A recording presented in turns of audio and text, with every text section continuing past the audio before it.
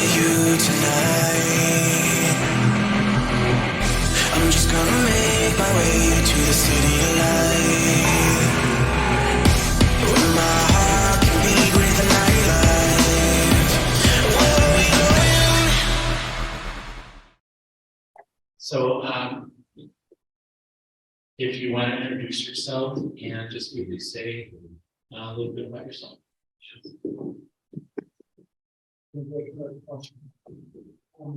Well, I know my name is Pat Migliore, and I've been positive for 39 years last year. I'll have a party next year for my 40th. And I came from the days, which maybe some of you remember, when we had nothing to treat HIV. So I'm one of those very long-term survivors with the PTSD approved. I'm Jared. I spoke to this before, and in addition to being a postdoctoral research fellow, I've also been living with HIV since 2015, and I've really been privileged and benefited from long-term survivors who put in all of the work such that I had very great access to antiretrovirals when I was diagnosed. I'm Henry Block. I've been involved in this field since last year, so saw my first few patients in South Africa in the early 1980s. So saw the whole development of this over the last 20 years. I've worked in HIV research and drug development, so several companies. I know what you felt.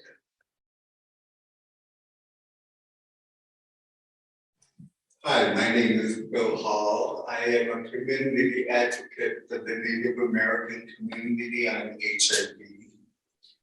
And I have been living with HIV and AIDS for 37 years. A very long term.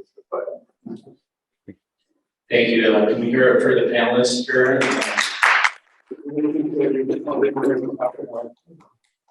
This issue, and I really thank Richard and Michael for ensuring that the voices of long-term survivors are included in this program for today. So, Bill, I'm going to start with you. Is there a sufficient awareness of HIV cure research in the community? If you could talk a little bit about that. I know you've had some experience with clinical trial research. I don't know if you want to talk about that. I have, as a person living with HIV, when I joined the ACT UCAB, I would try to sign up for studies. And the things that always got in my way were my underlying health conditions, the medications I were on, and every study that I attempted to join, I was not accepted because of one of those reasons. And so I quit giving up. I gave up with trying to enter any study. But I don't think, especially in the underserved communities in the Seattle area, research on HIV exists at all. I know in the Native American community,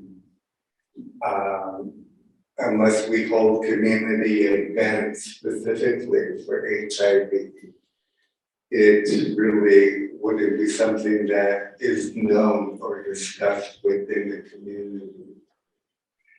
So I think that the populations that we need to focus on the most are really have no idea about what to think or what they should expect when it comes to research in HIV. Thank you, Bill. Pat, so obviously, we want to get as diverse representation of participants in clinical trials. So what are some of the ways that you think we can recommend for engaging diverse populations of long-term survivors? Thank you. I think that engaging people through the tab, which I have to say Michael has been doing throughout the years, kind of relentlessly. So there's been, but I say that as being a member of the community who hears about these things. Now, when I meet new people who are diagnosed with HIV, whatever their ages may be or however long they may have had HIV, they are not really aware of studies, and they don't necessarily want to have to learn everything that goes into being in a study. And I think one of the differences of being a long-term survivor is that we remember when there was nothing. And so we have, I feel like we have more skin in the game about making sure that there's something and that other people don't have to go through what we did. I think that especially with getting women and women of color specifically involved in the research, there's a lack of trust. There's definitely a lack of trust. Some of that is traditional and historic lack of trust. Some of that is many women just being ages in their lives where they have a lot of other things they have to do. And I know that's kind of an understatement, but there's families, there's children, and there isn't necessarily a time to carve out in your lives. And now I'm going to become part of, HIV research. It's much more, is there a medication I can take? I'll take it. Bye-bye. Maybe I'll go to a couple of support groups. So I think engaging really has to be very kind of micro levels where people are talking to people, and it's not just a flyer going out. It needs to be a lot of one-on-ones or having people go into existing or to come support groups and explaining the benefits of research, and also that it's not necessarily for everybody. And I think we really need to be careful about how we approach folks with the trust issue, because there have been, well, as I said, historical precedents about not trusting individuals who are saying, hey, I have a great research study for you. So I think we have to be really, really aware of that and build as much trust as we can. Thanks, Pat. You can keep them. So I do want to acknowledge that we did have a younger long-term survivor that was supposed to be on this panel. Unfortunately, couldn't be here. So I guess I'm going to toss the next question over to Jared and Andrew. Maybe you could both speak to maybe the status of efforts to engage long-term survivors in cure research, and not just clinical research, but also social science research. I want to give a shout out to Kareem Bay, who's been really pushing this effort and doing a lot of work around the social science, surveys, interviews, so that in implementation science, around how we're going to do this in the real world. So, Jared, if you want to speak to that. I agree with you. I think social research and the work that Kareem Bay is doing is really, really important. I think oftentimes the way that we conduct research is that researchers come up with a research question, they come up with their own plan of conducting trials and conducting studies, and then they come to community and they ask, can you participate in this, please?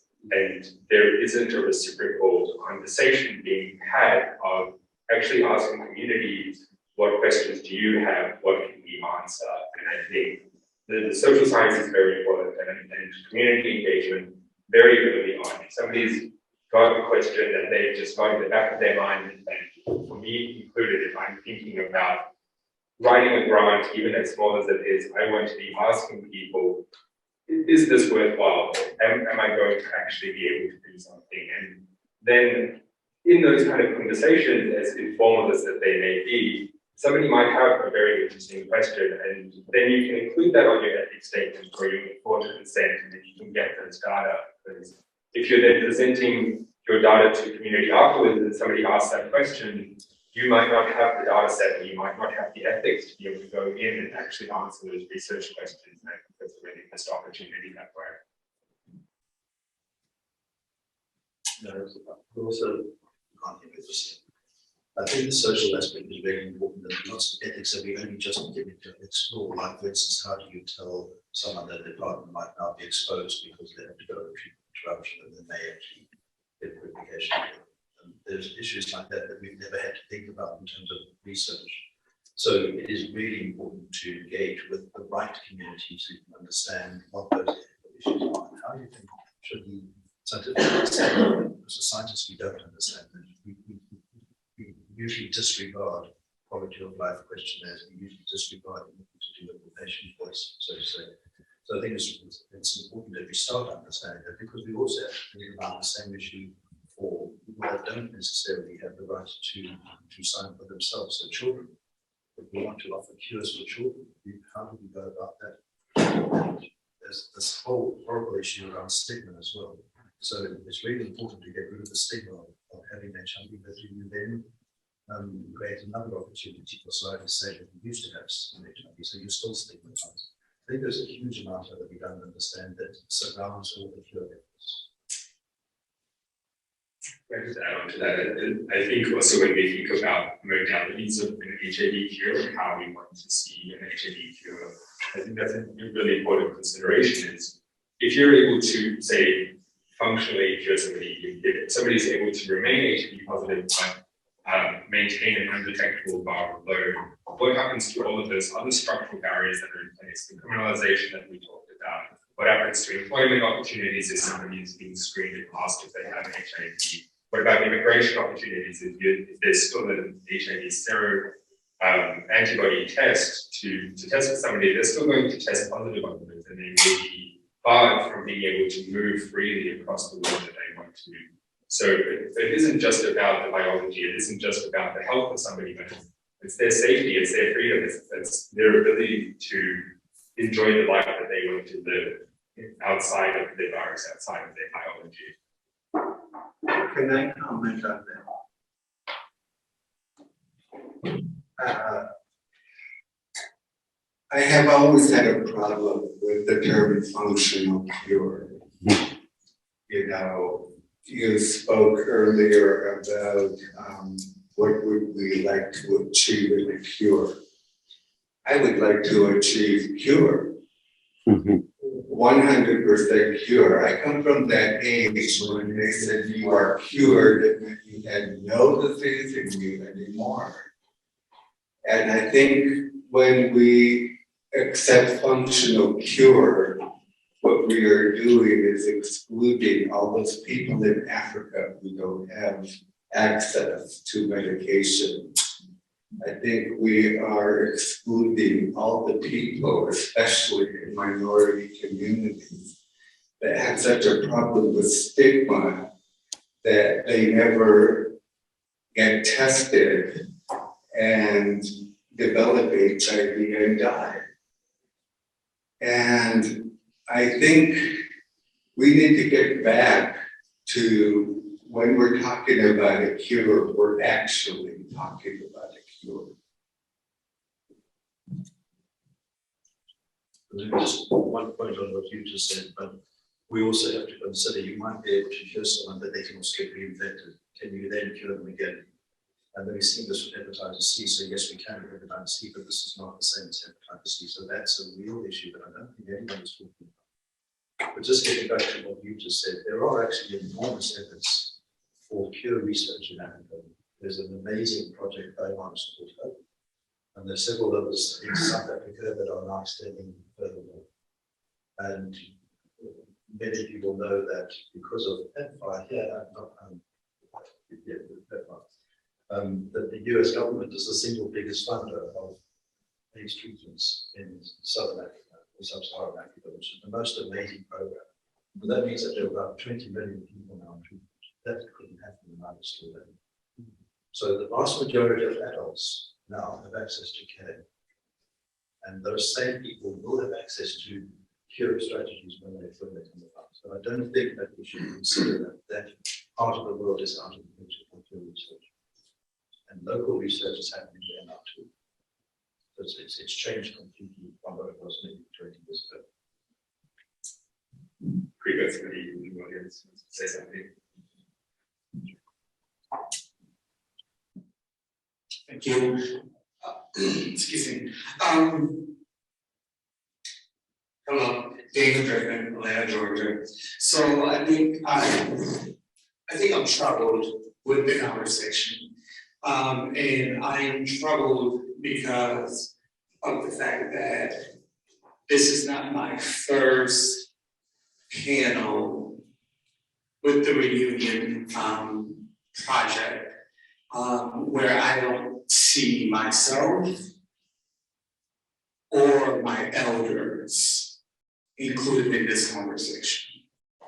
I think it's one thing for individuals to speak of a community, yet the community is not present. I find it difficult, extremely difficult, to hear, yes, we invited someone to get thinking. And you know, that's the end of that. I am also attempting to push through the fact that more times than not, individuals in this country who died from HIV look like me. And they're from states that touch the state that I live in. So I'm just truly requesting, as we continue panels, not only this week, but at future conferences, please, let's do true diligence to ensure that all communities who are disproportionately impacted by HIV in this country and on this globe are at least on the panel.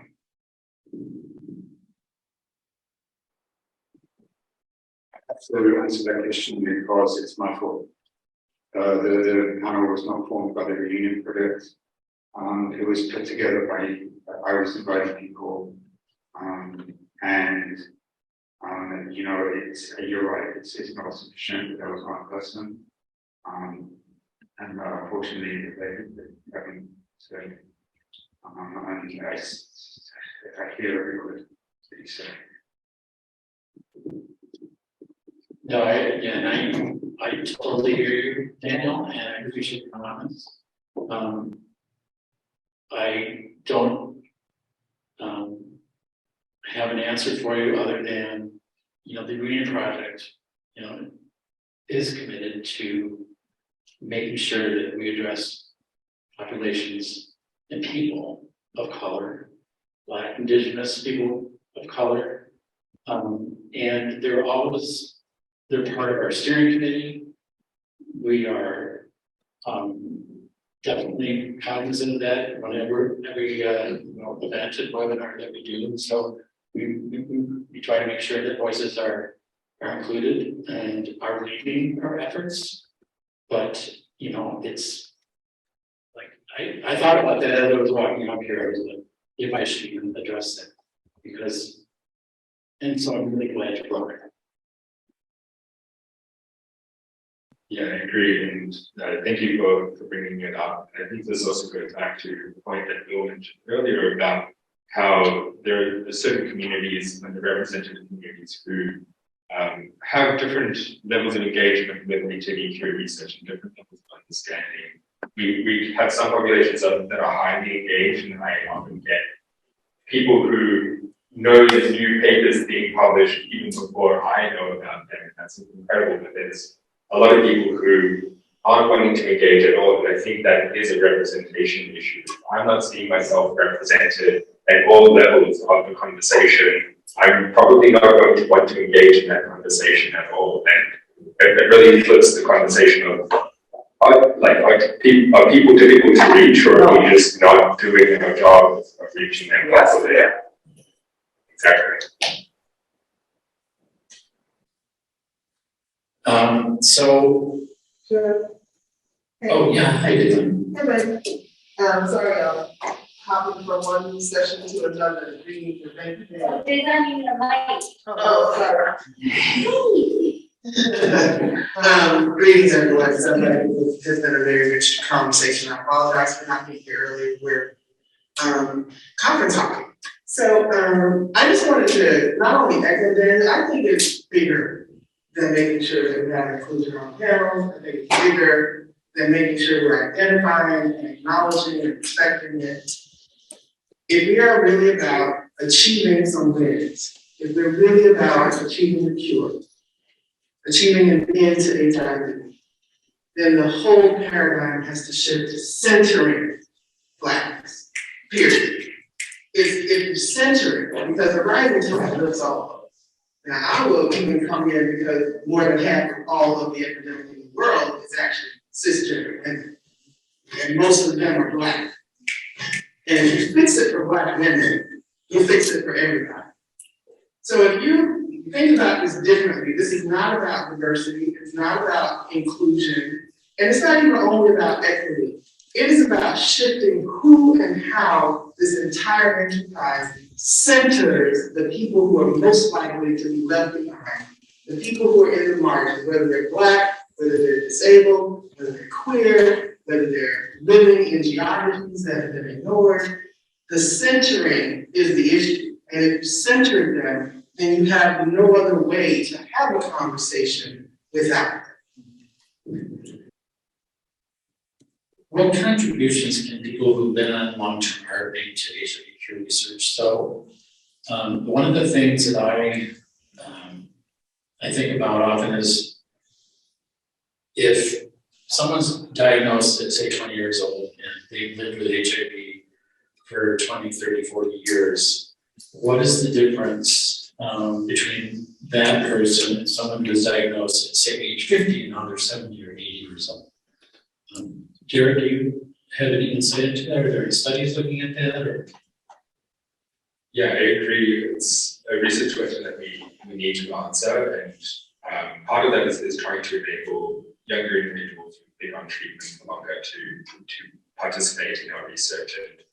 And there's a really fine balance to make with clinical studies in the sense that we want to be able to maximize the data that we get out of individuals when we enroll them in our studies, but that often means that we're creating these really laborious studies. Maybe that's like multiple interventions or multiple samples or multiple visits. When we talk about ATIs, that's like a weekly visit. And if somebody's younger, and as mentioned, maybe they've got caretaking responsibilities, maybe they've got a full-time job that they can't leave every week to go for a study visit. Maybe they aren't able to have a conversation with their employer that they're participating in an HIV cure study because they have to disclose their status. We're really precluding people being able to participate, and it's something that we should think about. How do we find that balance of being able to get the most out of our studies whilst not making it too exhausting for people, and maybe even burning people out so that they don't want to participate in a future trial as well?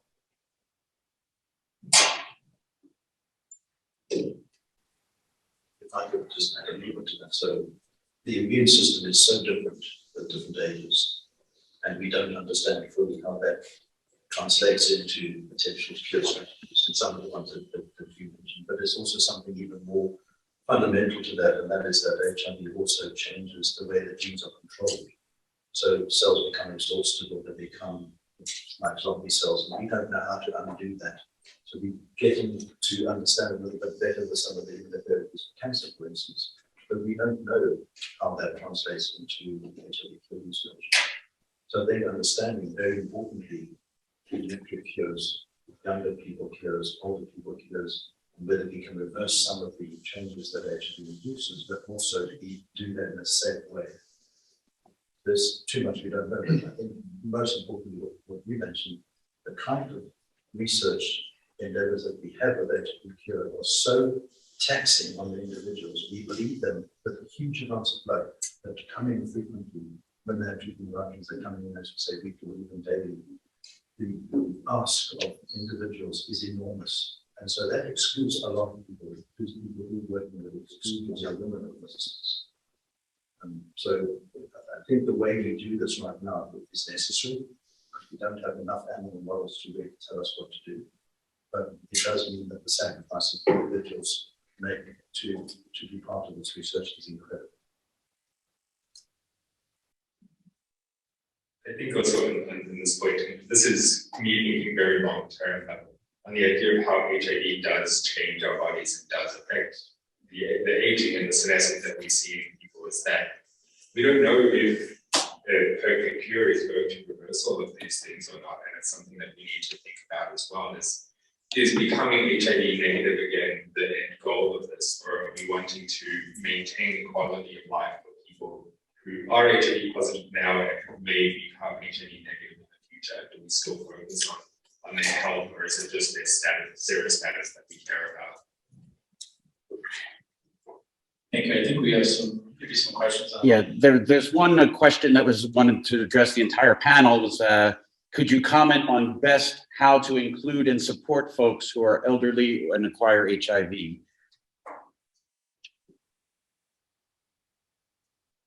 So not necessarily identify as long-term survivor. No, I don't know from that. I think they might have been trying to describe a long-term survivor.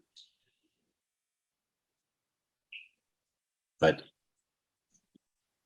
And also, I was one of the questions I wanted to ask too is how do we engage younger long-term survivors? Maybe, how do we engage older long-term survivors, but also younger? I think one important thing is the inclusion criteria that we have and the exclusion criteria.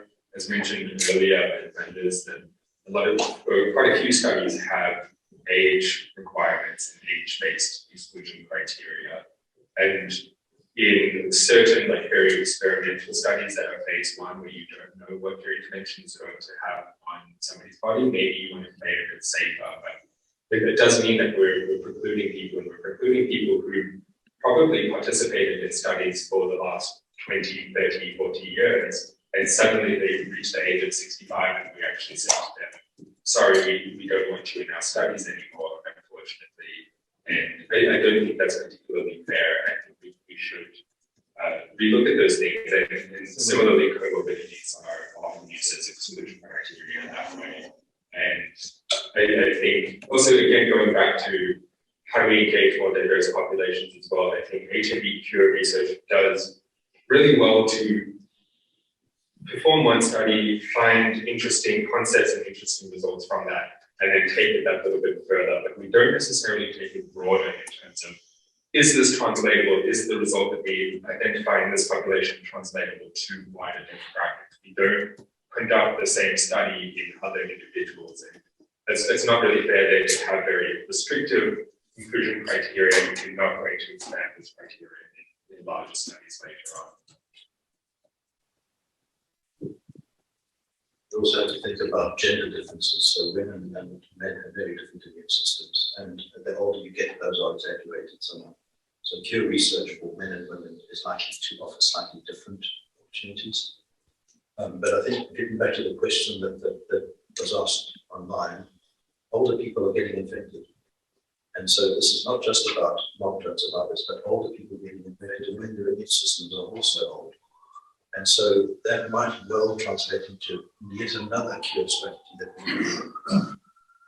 And one of the big problems about diagnosing older people is that many of those people are diagnosed very late, because they may come from communities where it's not considered that they're not at high risk, so the opportunity to diagnose them is missed. So you often see heterosexual women, for instance, who have HIV diagnosed when their CD4 counts are extremely low, they're diagnosed with opportunistic infections, they've had all sorts of opportunities for the diagnosis to be done way before it's been missed.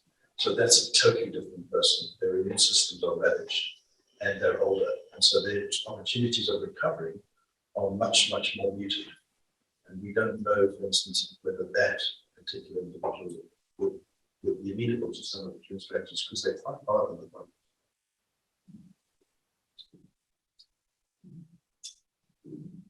Thank you. I think as women age, we become more and more invisible.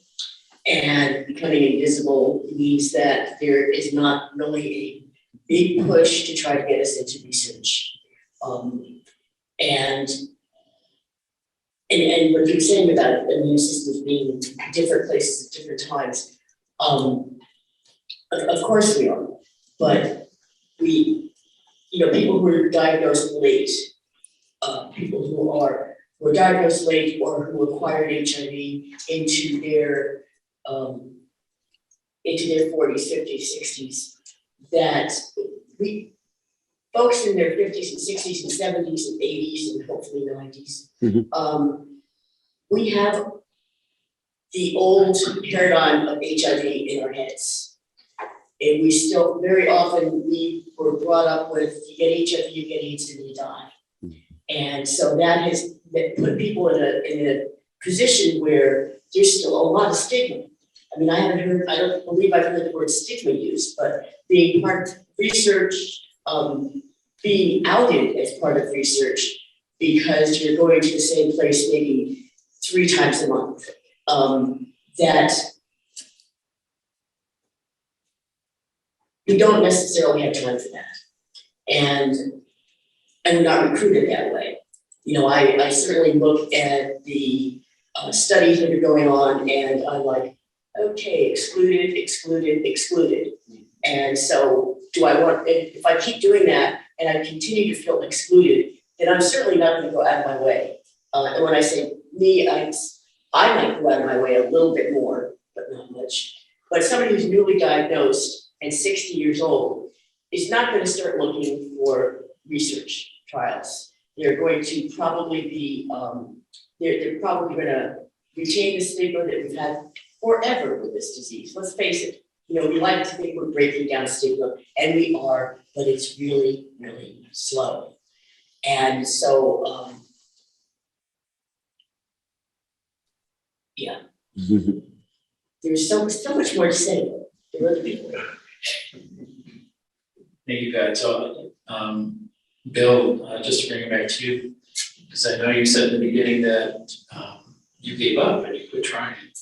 Do you think is there any other kind of approach maybe that might have made it different for you? Or do you have any suggestions for researchers or for people designing the trials or recruiting for the trials, what maybe they could do differently? Well, I think instead of looking at why we can't include them, look at why we should include them. And,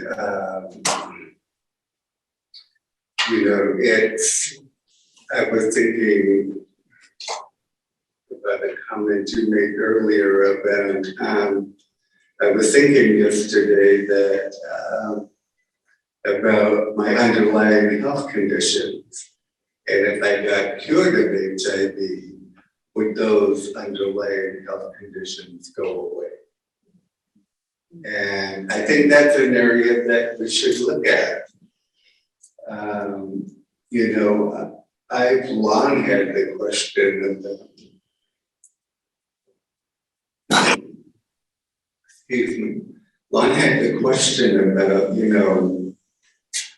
why did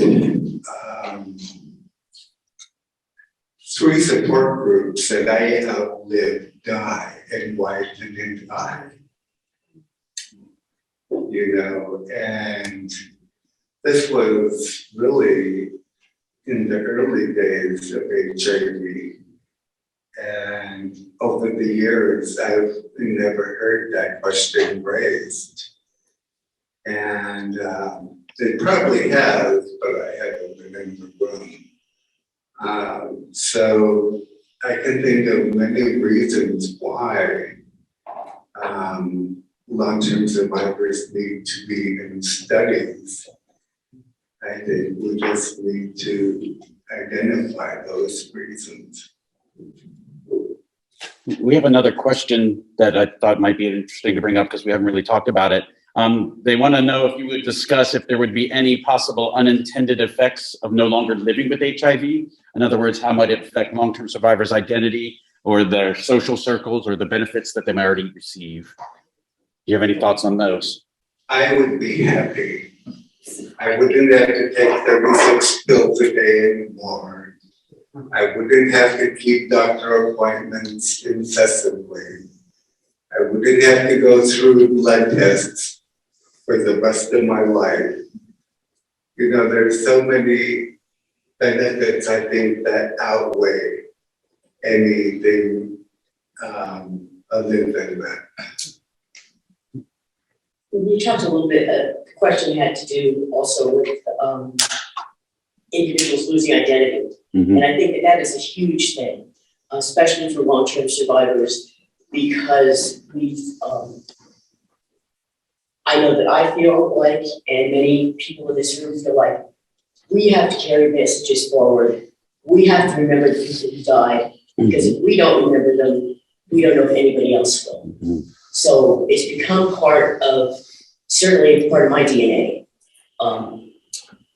And so, yeah, there would certainly be benefits to cure, but I don't think, and I remember talking to Timothy Ray Brown about this, about having what your identity is, and he always walked in to a room after his identity. You know, everybody knew Timothy, they knew the stories, but did they really know Timothy? Did we know him before? Not necessarily. Did you know me before? Have you been part of my life? Am I just HIV? And if I'm cured, hallelujah, that's great. But a cure for me is not a cure for everybody. And until everybody can have access to a cure or a quote functional cure, which is what we really do now, that we carry this as part of, yeah, as I said, I carry it as part of my DNA.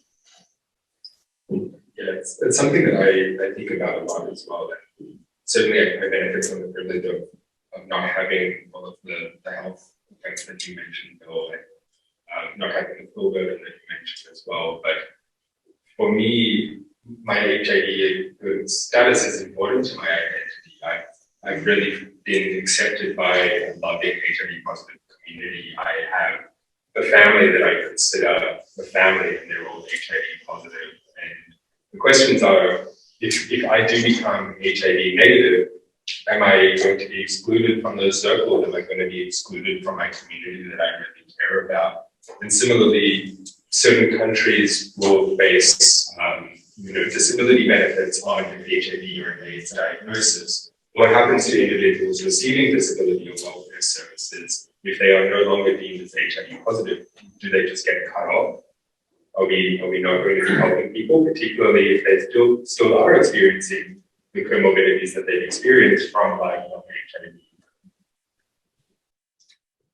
Really, really important topic, and wish we could go on, but thank you to the panelists for this conversation, and thank you for letting us go a little bit over. Thank you.